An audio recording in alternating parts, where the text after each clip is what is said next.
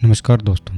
सोचो अगर तुम्हारे पास सिर्फ 10 से 15 ही सांसें बची हो तो आप इस धरती पर कितनी मिनट और जिंदा रह सकते हो? ज़्यादा से ज़्यादा 1 मिनट। लेकिन वही धरती पर एक कछुआ 1 मिनट में सिर्फ 4 सांसें लेता है और जीता है 150 से 300 साल तक। ये कोई मैजिक नहीं है, ये है सांसों का विज्ञान। देखो, आपको शायद नहीं पता होगा कि आपकी सांसों में कितनी ताकत है। अगर आप 1 मिनट में 11 सांसें लेते हो तो आप जानवरों की भाषा समझने लगते हो, और वहीं अगर आप 1 मिनट में 9 सांसें लेते हो तो आप इस पृथ्वी के रिदम से जुड़ जाते हो। और इससे भी ज़्यादा अगर आप 7 सांसें पर मिनट लेते हो, धीरे धीरे आपको इस ब्रह्मांड का ज्ञान होने लगता है।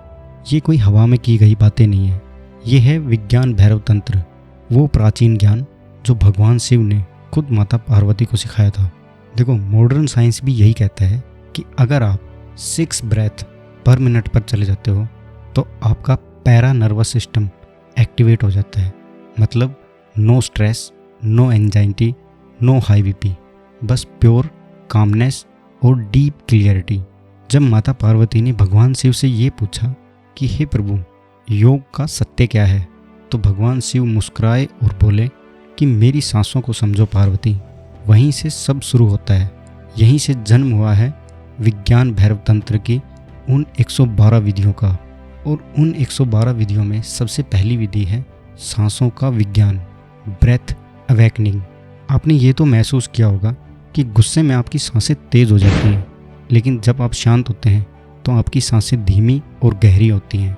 तो इसका सीधा सा मतलब है कि आपका माइंड और आपका ब्रेथ दोनों डायरेक्टली कनेक्टेड हैं। और जिसने अपनी सांसों को ऑब्जर्व करना सीख लिया तो समझो उसने अपने मन के ऊपर मास्टरी कर ली है। देखो, भैरव की स्थिति मतलब होता है प्योर स्टिलनेस, प्योर अवेयरनेस। और भैरवी वो एनर्जी, वो वाइब्रेशन जो स्टिलनेस में उठती है। और इन दोनों का मिलन शिव प्लस शक्ति, यही है तंत्र का सार।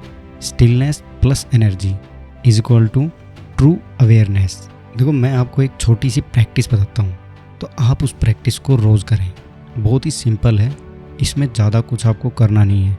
अपनी आँखों को बंद करो, सांसों को मत बदलो और बस उन्हें ऑब्जर्व करो।